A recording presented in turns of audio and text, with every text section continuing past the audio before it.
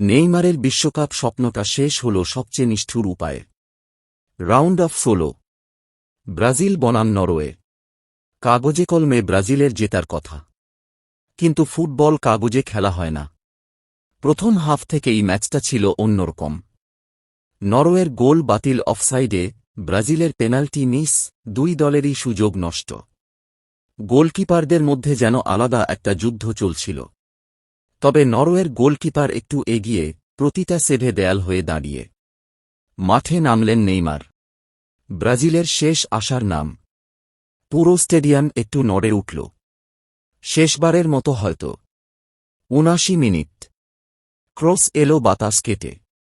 Haaland উঠলেন, মাথাটা নামল, বল ঢুকে গেল জালের ভেতর, যেন সেটাই তার ঠিকানা ছিল। Norway ১, Brazil ০। স্টেডিয়ামে হলুদ-সবুজ রং হঠাৎ ফ্যাকাশে লাগল। ৮৯ মিনিট। আবার হালান্ড। এবার আরও ঠান্ডা, আরও নিষ্ঠুর। একজন ভাইকিং যোদ্ধার মতো এগিয়ে এসে বল পাঠিয়ে দিলেন জালে।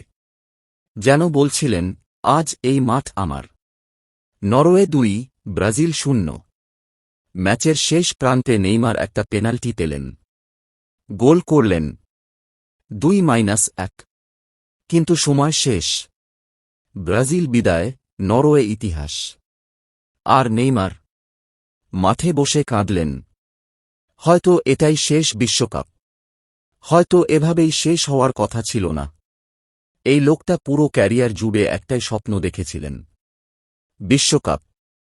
আজ সেই স্বপ্নটা শেষ হল ২-১ স্কোর লাইনে, একটা পেনাল্টি গোলে, যা কিছুই বদলায়নি। সান্তোসের গলি থেকে উঠে আসা সেই ছেলেটা, যে একদিন বলেছিল বিশ্বকাপ জিতবে। যে পেলের দেশে জন্ম নিয়ে পেলের স্বপ্নটাকে নিজের বুকে বহন করেছিল বছরের পর বছর। যে চোট পেয়েছে, কেঁদেছে, উঠে দাঁড়িয়েছে, আবার ভেঙে পড়েছে, আবার ফিরে এসেছে, শুধু এই একটা স্বপ্নের জন্য, বিশ্বকাপ। আজ সেই স্বপ্নের শেষ দরজাটা বন্ধ হয়ে গেল। শব্দ ছাড়া, নাটকীয়তা ছাড়া। কোনো গ্র্যান্ড বিদায় নেই, কোনো শেষ বক্তৃতা নেই। শুধু একটা ফাইনাল বাঁশি আর একটা মানুষের নিচু মাথা। এটাই হয়তো তাঁর গল্পের সবচেয়ে বড় ট্র্যাজেডি। প্রতিভা ছিল, প্যাশন ছিল, স্বপ্ন ছিল। শুধু ভাগ্যটা ছিল না।